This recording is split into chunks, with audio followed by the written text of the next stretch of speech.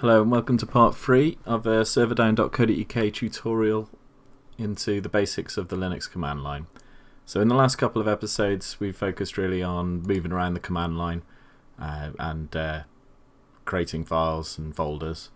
This time we're going to look a little bit more at some of the tools that you can use to sort of monitor and configure your system a little bit.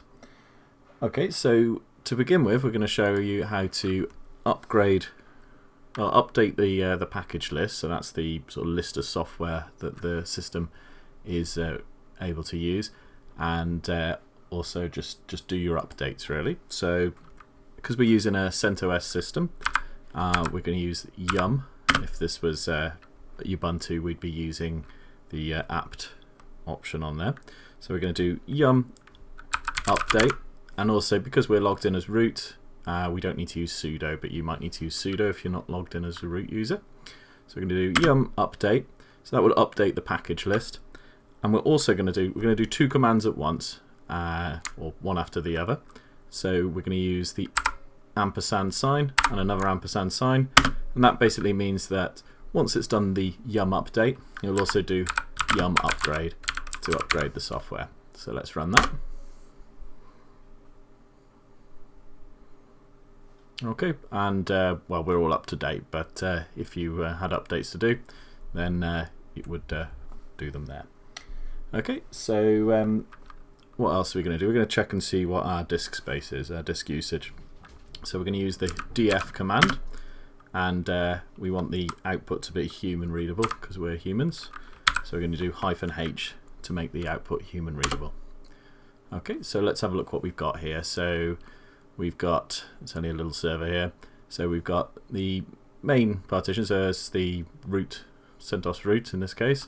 We've got 1.8 gigabytes used of 7.5 gigabytes of storage, so it's 24% full. I've got 5.8 gigabytes available, so we've got plenty of space. And boot partition, so that's where the sort of the kernels and the boot files will be, is 45% full, so that's okay too. Okay, so a little bit more looking at disks and partitions and sort of the disk layout. We're going to use a command called lsblk, so that's going to list blocks. We're going to list the blocks on the system. Okay, so we've got the layout here of our system. Now yours may be different, but it's good to get an idea of how things are organised and how things are laid out. So on this system we've got one disk, so these are the disks. They'll just be letters done with letters usually, so it's SDA, so this is, and it's also listed here as a disk, 10 gigabyte disk, and we've got that split up into two partitions. So the partitions are listed, the disk name with a number on the end, and they're also labelled here as partitions. So we've got SDA1, which is /boot, so that's the 500 megabytes is assigned to or mounted as the boot partition. And we've also got SDA2, which is another partition. Now it's not mounted itself, that's split into two LVMs, that's logical volumes. So we might go into a little bit more in detail on that on a maybe a written tutorial on that. So that split on this server is split into the root partition, so we've got the whole root file system / and everything beyond that except obviously boot, because that is on the other partition, is stored there. And we've also got a swap partition, so we've got 2 gigabytes used for swap. Now that's like if the server has some data it needs to sort of just put in a place for a temporary storage, a bit like RAM, but it's obviously going to go a lot slower. So we've got 2 gigabytes of swap there, and we've also got this SR0, so that's read-only memory. So that's going to be, I've got maybe a disk in there or something. Okay, so what's next? So that's the lsblk. I find it a very useful command to use and know, because it gives you a good idea of what's going on and what you've got actually in your drives and in your partitions and how the system is laid out. What about our processors? So we're going to do ls CPU. There's different ways of doing that, and that should list the CPUs. Okay, so on this system we've just got we just got the one CPU here, so we've got one CPU, 64-bit architecture, and it's an Intel Xeon processor, and we can also see it's a virtualized machine. So this is a virtual processor, and it's running at 2 GHz. So it's only a little machine here, 10 GB of storage and one processor. Now another thing we can do is monitor what we're using generally. So we can use the top command. So top will tell us what we're using on the system. So this has given us a list of processors. You can see runs that are running at the moment. So we've got SSH using a little bit of CPU there, yeah, you've got system journal. You got a few things using processor, not much though. So it's using a little percentage. But this is a good command if you've got something that's causing high CPU usage. Good command to run to have a little look at what processors are being used. You can also use the keyboard key C, the letter C for Charlie, and that'll give you a little bit more information about the actual processor process that's running on there. Now up at the top here we've got some details about the memory usage and also the swap file usage. So it tells us that, well, we're not really using the swap file at all. And up here we've got load average. Now load average is a number. We've got three numbers really. We've got and it's split into the load over the last minute. It's very low, 0. The load over the last 5 minutes, and the load over the last 15 minutes. Now the load average is measured in CPUs used. So this machine has one CPU. If this load showed 1 here, we'd know that the CPU is fully utilized, as in it's always running at full capacity and everything is nothing's queuing up, it's always running at full capacity. If this was showing 2, we would see that processors were having to wait. They're having to wait for the CPU to be ready, unless we had 2 CPUs, in which case again it would be fully utilized.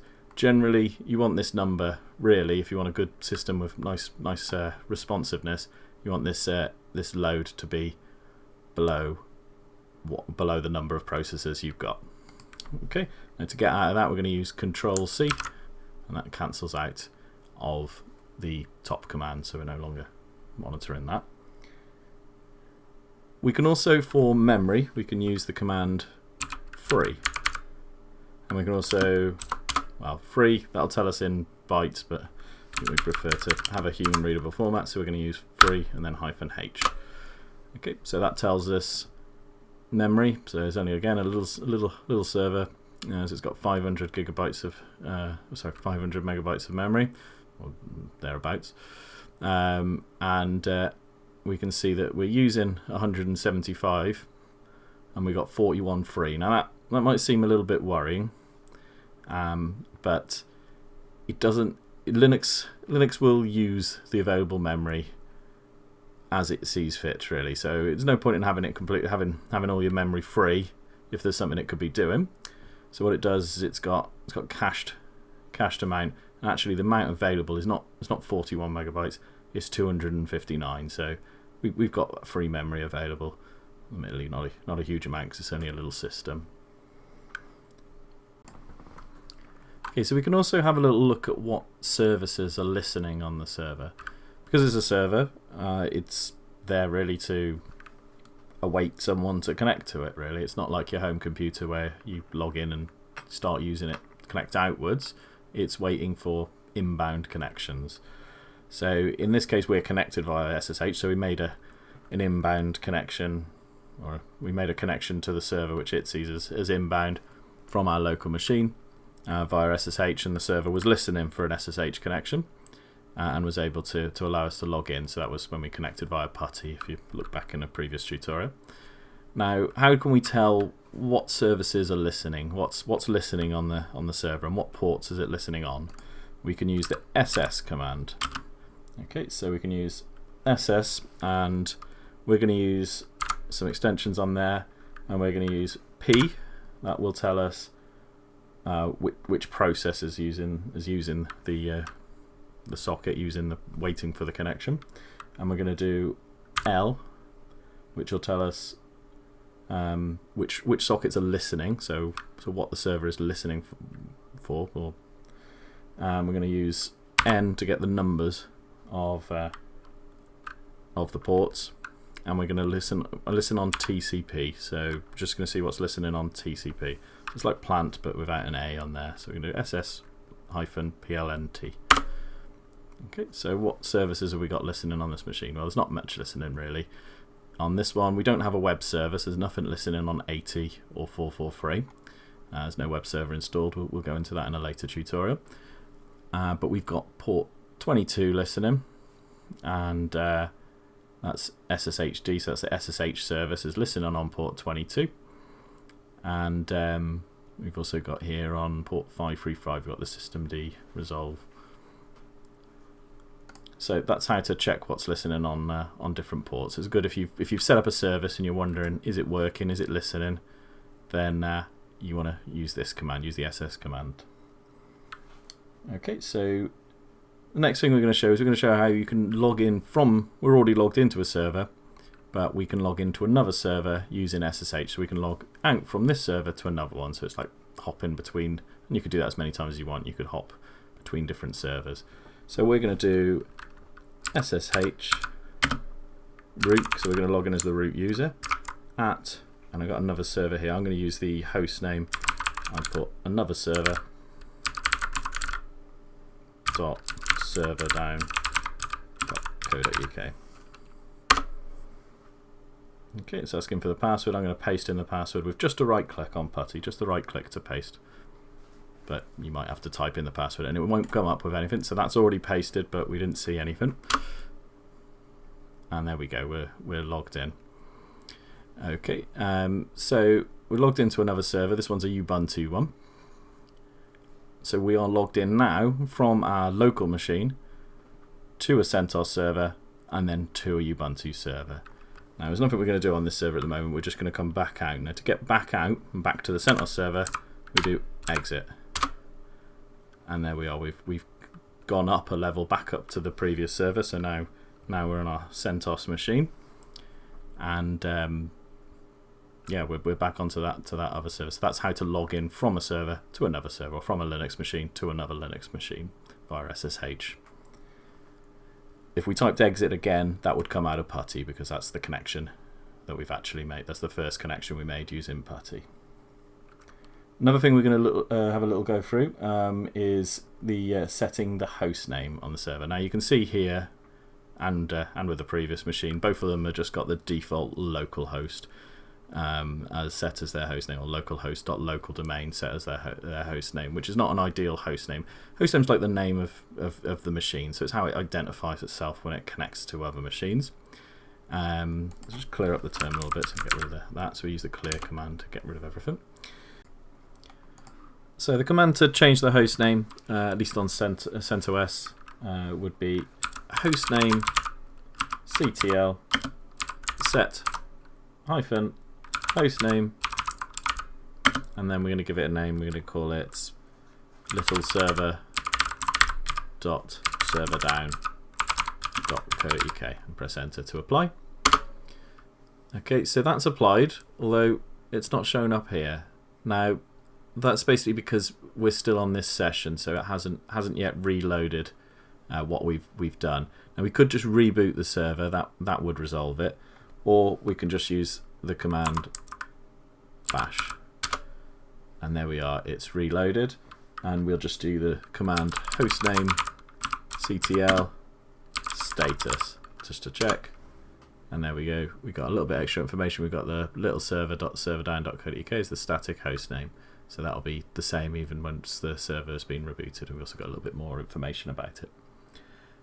Okay, so that concludes part 3 of our Learning the Linux command line. We hope you join us in part 4, which will be coming out soon. And please subscribe, click on the little subscribe, be the squirrel, and ring the bell as well. Thank you.